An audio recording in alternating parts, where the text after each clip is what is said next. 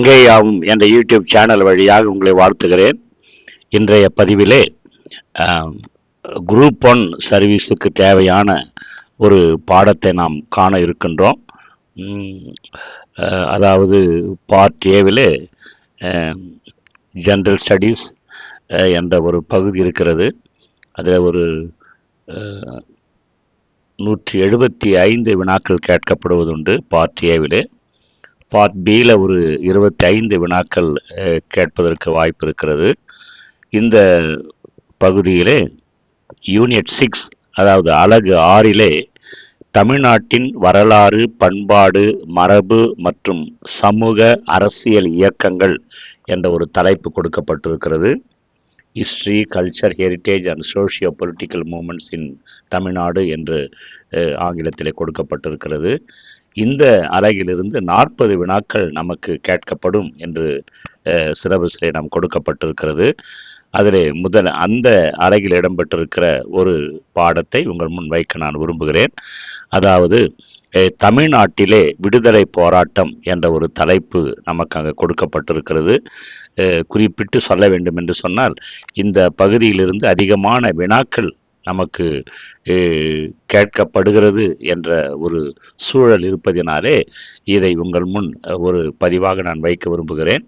தமிழ்நாட்டிலே விடுதலை போராட்டம் அலகு 6லே தமிழ்நாட்டில் விடுதலை போராட்டம் என்ற ஒரு பாடத்தை நாம் காண இருக்கின்றோம். அதில் பல கூறுகள் இருக்கிறது. கற்க கசடர என்ற தலைப்பின் அடிப்படையிலே பகுதி 1, 2, 3 என்று வரிசையாக நாம் காண இருக்கிறோம். இந்த தேர்வுக்கு தொடர்பான பிடிஎஃப் பதிவுகளும் சங்க இலக்கியம் மற்றும் மற்ற இலக்கிய வரலாறுகள் போன்ற அனைத்து பதிவுகளும் ஏறக்குறைய 380 பதிவுகளை நான் இது தொடர்பாக போட்டி தேர்வுகள் தொடர்பான பதிவுகளை நான் உங்கள் முன் வைத்திருக்கிறேன். இதனுடைய பிடிஎஃப் வேண்டும் என்று பலர் என்னோடு தொடர்பு கொண்டு பிடிஎஃப் அனுப்புங்கள் என்று கேட்டுக்கொண்டிருக்கிறீர்கள். ஒரு இணையதளம் ஒன்றை நான் தொடங்கியிருக்கிறேன். tangaiya.in என்ற ஒரு இணையதளம். இந்த இணையதளத்தில் என்னுடைய அனைத்து பிடிஎஃப்களையும் நான் பதிவு செய்திருக்கிறேன். என்னுடைய பிடிஎஃப் தேவைப்படுகின்றவர்கள் அந்த tangaiya.in என்ற ஒரு இணையதளத்திற்குள்ளே சென்று கொடுக்கப்பட்டிருக்கிற அந்த பிடிஎஃப்களை நீங்கள் பதிவிறக்கம் செய்து கொள்ளும்படி உங்களை அன்புடன் நான் வேண்டிக் கொள்கிறேன்.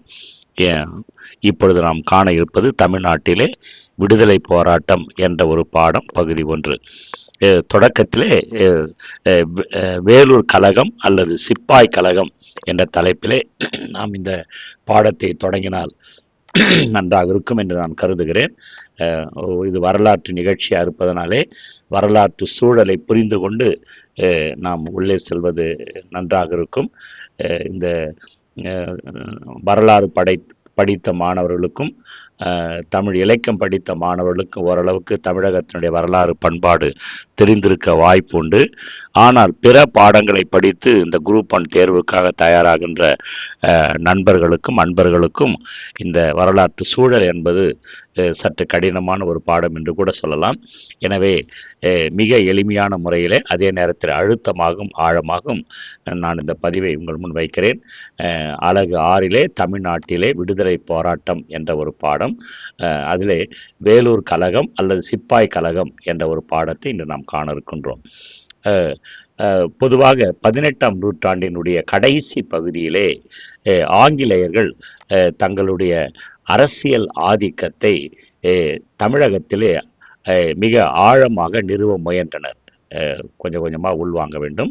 18ஆம் நூற்றாண்டினுடைய இறுதி பகுதியிலே ஆங்கிலேயர்கள் தங்களுடைய அரசியல் ஆதிக்கத்தை தமிழகத்திலே அழுத்தமாக நிறுவ முயற்சி செய்தனர். இந்த ஆங்கிலேயருடைய முயற்சிகளை பாளையக்காரர்கள் தொடக்கத்திலேயே எதிர்த்தனர். ஆங்கிலேயருடைய முயற்சிகளை பாளையக்காரர்கள் எதிர்க்கின்றனர். ஆனால் இந்த பாளையக்காரர்களுக்கு தோல்விதான் மிஞ்சியது என்று நாம் சொல்லலாம். இந்த பாளையக்காரர்கள் யார் என்பதை நாம் விளங்கிக் கொள்ள வேண்டும். பாளையக்காரர்கள் யார், தமிழகத்திலே அவருடைய நிலைப்பாடு என்ன என்பதை நாம் உள்வாங்க வேண்டும். இந்த பாளையக்காரர் என்னும் சொல் எதை குறிக்கும் என்று சொன்னால், அதாவது ஒரு பகுதியையோ அல்லது ஒரு இராணுவ முகாமையோ அல்லது ஒரு சிற்றரசையோ இது குறிக்கும் என்று சொல்லலாம். திரும்பவும் சொல்லுகிறேன், இந்த பாளையக்காரர்கள் என்பவர்கள் என்ற பாளையக்காரர்கள் என்ற சொல் ஒரு ஒரு நாட்டினுடைய ஒரு சிறு பகுதியையோ அல்லது ஒரு இராணுவ முகாமையோ அல்லது ஒரு சிற்றரசையோ குறிக்கும் என்று நாம் சொல்லலாம். அதாவது இன்னும் தெளிவாக சொல்ல வேண்டும் என்று சொன்னால், ஒரு பேரரசுக்கு கப்பம் கட்டுகின்ற ஒரு குறுநில அரசை இது குறிக்கும். ஒரு பேரரசிற்கு கப்பம் கட்டுகின்ற ஒரு குறுநில அரசை இது குறிக்கும் என்று சொல்லலாம். இந்த பாளையக்காரர்கள் தங்களுக்கு என்று இருக்கின்ற அந்த பகுதிகளிலே வரி வசூலிப்பதிலும் நிலங்களை நிர்வகிப்பதிலும் வழக்குகளை விசாரிப்பதிலும் சட்டம் ஒழுங்கை பாதுகாப்பதிலும் இவர்கள் தன்னிச்சையாக செயல்பட்டனர். இவர்கள் யாருக்கும் கட்டுப்பட்டவர்கள் அல்ல. அந்த கப்பம் கட்டுகின்றதை மட்டும் பேரரசுக்கு கட்டினார்கள். ஆனால் பகுதிகள் வரி வசூலித்தல், நிலப்பகுதிகளை நிர்வாகம் செய்தல், வழக்குகளை விசாரித்தல், சட்டம் ஒழுங்கை பாதுகாப்பதில் இவர்கள் தன்னிச்சையாக செயல்பட்டனர். இந்த பாளையக்காரரிடம் சிறு சிறு படைகள் கூட இருந்தது. படைகளை கூட அவர் வைத்திருந்தனர். ஆனால் ஆங்கிலேயருடைய ஆட்சி அழுத்தமாக நம் தமிழகத்திலே கால் ஊன்றிய பிறகு இந்த பாளையக்காரருடைய படைகளை அவர்கள் கலைத்து விட்டனர் என்று சொல்லலாம். இந்த பாளையக்காரர்கள் தன் குடிமக்களிடம் வசூலிக்கும் வரி பணத்தின் ஒரு பகுதியை தம்முடைய செலவிற்கென்று வைத்துக்கொண்டு எஞ்சியதை பிரிட்டிஷ் அரசுக்கு இவர்கள் செலுத்தி வந்தனர். பாளையக்காரர்கள் குடிமக்களிடம் வரி வசூலிக்கும் பணத்தை வரி பணத்திலே ஒரு பகுதியை தன்னுடைய செலவிற்கு வைத்துக்கொண்டு மற்றொரு பகுதியை இவர்கள் எஞ்சியதை பிரிட்டிஷ் அரசுக்கு இவர்கள் செலுத்தி வந்தனர். நாளடைவிலே அவர்களுக்கு பாளையக்காரர்கள் என்ற பெயரும் மாற்றம் செய்யப்பட்டது. இந்த ஆங்கிலேயராலே இந்த பாளையக்காரர்கள் என்ற பெயர் மாற்றப்பட்டு ஜமீன்தாரர்கள், ஜாகிர்தாரர்கள், மிட்டாதாரர்கள், பட்டாக்காரர்கள் என்ற பெயர்கள் அவர்களுக்கு வழங்கப்பட்டன. இவைகள் கூட வினா கேட்பதற்கு வாய்ப்புண்டு. நாளடைவிலே இந்த பாளையக்காரர்களுக்கு இந்த பாளையக்காரர் என்ற பெயர் மாற்றப்பட்டு ஜமீன்தாரர்கள், ஜாகிர்தாரர்கள், மிட்டாதாரர்கள், பட்டாதாரர்கள் என்ற பெயர்கள் அவர்களுக்கு வழங்கப்பட்டதை நம்மால் அறிய முடிகிறது. இவர்கள் மக்கள் மீது எண்ணற்ற வரிகளை இவர்கள் தன்போக்குத்தனமாக மக்கள் மீது எண்ணற்ற வரிகளை இவர்கள் விதித்ததை நம்மால் வரலாற்றில் காண முடிகிறது.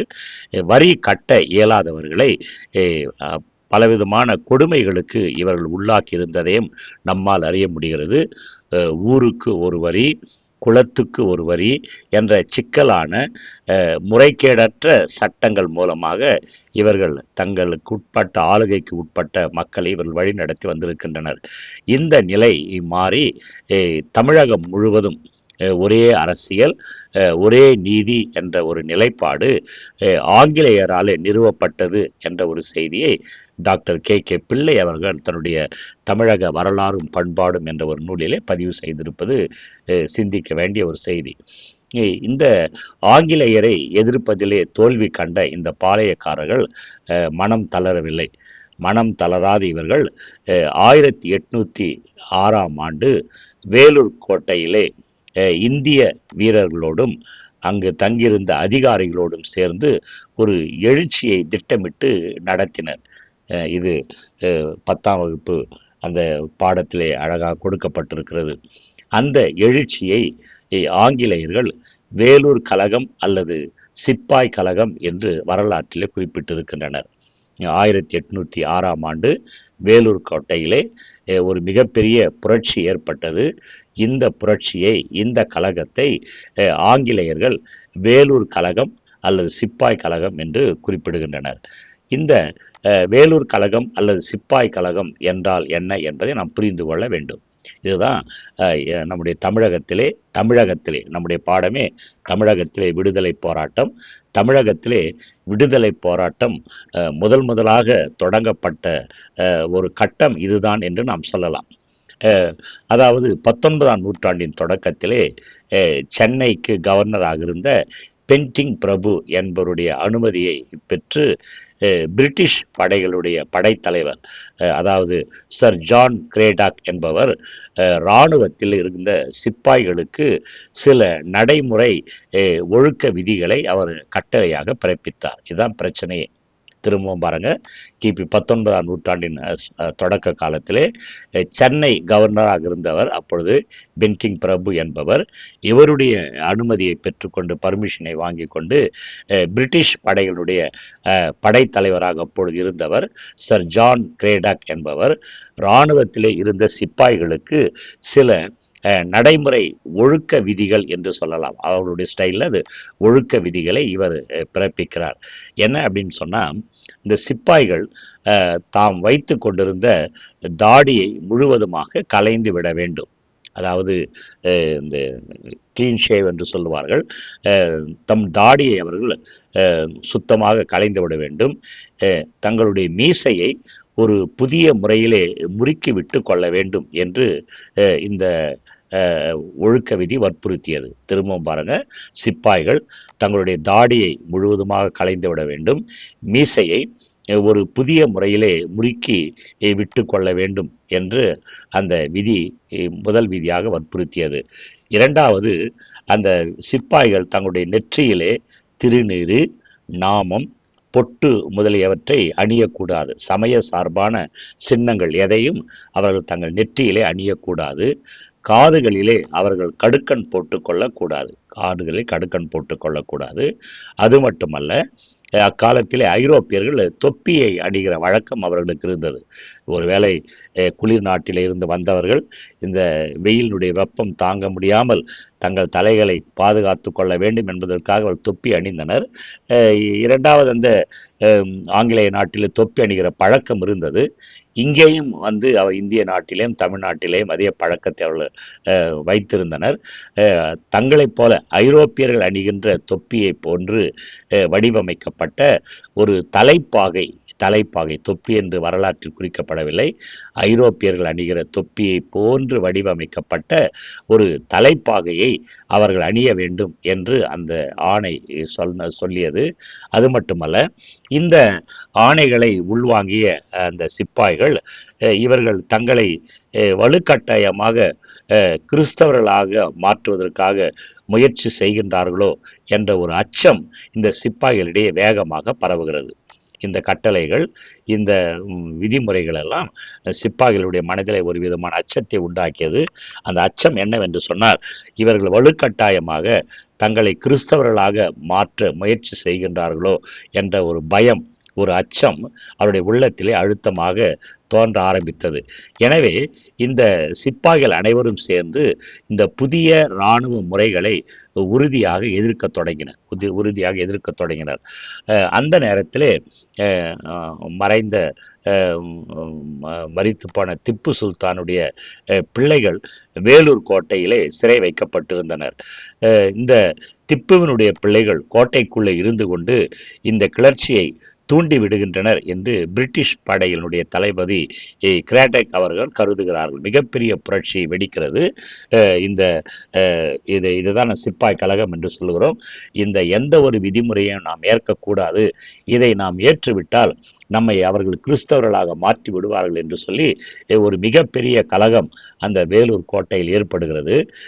இந்த வேலூர் கோட்டையிலே திப்பு சுல்தானுடைய பிள்ளைகள் சிறை வைக்கப்பட்டிருந்த காரணத்தினாலே இந்த கலகத்துக்கு காரணம் திப்பு சுல்தானுடைய பிள்ளைகள் தான், இவர்கள் தான் இந்த கலகத்தை தூண்டி விடுகிறார்கள் என்று சொல்லி பிரிட்டிஷ் படையினுடைய தலைமை தளபதி கிரேடக் அவர்கள் கருதினார்கள். ஆனால் சர் தாமஸ் மன்றோ என்ற ஒரு ஆங்கிலேய அதிகாரி அவருடைய கருத்தை ஏற்கவில்லை. அவர் என்ன நினைக்கிறார் என்று சொன்னால், இந்த புதிய தலைப்பாகை அணிகிற ஒரு அந்த விதிமுறை தான் இந்த புரட்சிக்கு காரணம் என்று அவர் உள்வாங்கினார். ஏனென்று சொன்னால், அந்த சர் தாமஸ் மன்றோ என்பவர்கள் சாதாரணமாகவே குடிமக்களுடைய எண்ணங்களை ஆராய்ந்து தெளிகின்ற மனிதாபிமானம் மிக்க ஒரு அதிகாரியாக இருந்ததனாலே அவர் இந்த முடிவுக்கு வருகிறார். 1806ஆம் ஆண்டு திடீரென இந்த சிப்பாய்கள் கிளர்ந்து எழுந்து 100 ஆங்கிலேயர்களை கொன்று குவிக்கின்றனர். ஒரு கண்ணிமைக்கும் நேரத்திலே இந்த சிப்பாய்கள் ஒன்று சேர்ந்து கிளர்ந்து எழுந்து சரியாக 1806ஆம் ஆண்டு ஜூலை மாதம் 10ஆம் தேதி என்று நினைக்கிறேன், இந்த 100 ஆங்கிலேயர்களை கொன்று குவித்தனர்.